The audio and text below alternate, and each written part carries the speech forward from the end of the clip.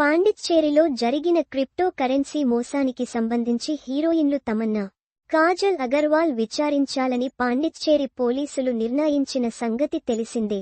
Crypto కరెన్సీలో పెట్టుబడి పెడితే అధిక లాభం పొందవచ్చని ఆశ చూపి పాండిచ్చేరికి చెందిన 10 మంది నుంచి సుమారు 2.40 కోట్లు వసూలు చేసి మోసానికి పాల్పడినట్లు అశోకన్ అనే విశ్రాంతి ఉద్యోగి ఫిర్యాదు చేశారు.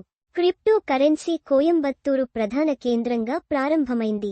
ప్రారంభోత్సవ కార్యక్రమంలో తమన్నా, ఇతర ప్రముఖులు కొందరు పాల్గొన్నారు. మహాబలిపురం ఓ స్టార్ హోటల్లో జరిగిన ఈ కార్యక్రమంలో నటి కాజల్ అగర్వాల్ కూడా హాజరైంది. అటుపై ముంబైలో పార్టీ నిర్వహించి వేలాది మంది నుంచి డబ్బు సేకరించారు. ఈ ఘటనకు సంబంధించి నితీష్ జైన్, అరవింద్ కుమార్లను అరెస్ట్ కూడా చేశారు. కేసు దర్యాప్తులో భాగంగా తమన్నా, కాజల్ ని కూడా పోలీసులు విచారించాలని నిర్ణయించారు. ఈ క్రమంలో వాళ్ళిద్దరికీ నోటీసులు కూడా జారీ అవుతున్నట్లు వార్తలొస్తున్నాయి. అయితే ఈ ప్రచారాన్ని తమన్నా ఖండించింది. ఇదంతా తప్పుడు ప్రచారమంటోంది. ఇలాంటి తప్పుడు ప్రకటనలు, వీడియోలు వేయొద్దు అంటూ మీడియాను అభ్యర్థించింది. చట్టపరమైన చర్యలు తీసుకునేందుకు పరిశీలన చేస్తున్నట్లు తెలిపింది. బ్యాక్కొటేషన్ క్రిప్టో కరెన్సీ కేసులో నేను ఉన్నట్లు వార్తలొస్తున్న విషయం నా దృష్టికి వచ్చింది.